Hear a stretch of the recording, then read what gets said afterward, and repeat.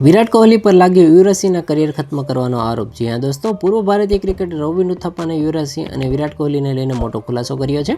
તેણે એક ઇન્ટરવ્યૂ દરમિયાન કેટલીક વાતો કહી છે, જેનો અર્થ એવો કરવામાં આવી રહ્યો છે કે વિરાટ કોહલીના કારણે યુવરાજ સિંહની આંતરરાષ્ટ્રીય કારકિર્દી ખતમ થઈ ગઈ।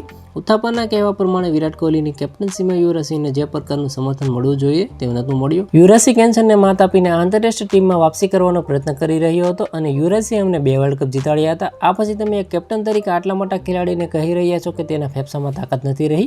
તમે તેનો સંઘર્ષ જોયો હશે। એક કેપ્ટન તરીકે હું સમજુ છું કે તમારે સ્ટાન્ડર્ડ જાળવવું પડશે, પણ સ્ટાન્ડર્ડ દરેક જગ્યાએ પ્રવર્તતું નથી।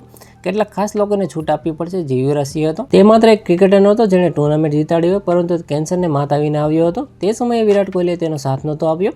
યુવરાજ સિંહને ફિટનેસ ટેસ્ટ આપવા માટે કહેવામાં આવ્યું અને જ્યારે તેણે 2 લેવલ ડ્રોપ કરવાનું કહ્યું ત્યારે તે સ્વીકારવામાં આવ્યું ન હતું। આમ છતાં તેણે ફિટનેસ ટેસ્ટ પાસ કરી અને ટીમમાં સામેલ થયો, પરંતુ આ પછી ખરાબ ટુર્નામેન્ટ બાદ તે ટુર્નામેન્ટમાંથી સંપૂર્ણપણે બહાર થઈ ગયો હતો। આ પછી નેતૃત્વ જૂથે તેની વાપસી વિશે વિચાર્યું પણ નહોતું। તો આના વિશે તમારું શું કહેવું છે? કોમેન્ટમાં જરૂર જણાવજો।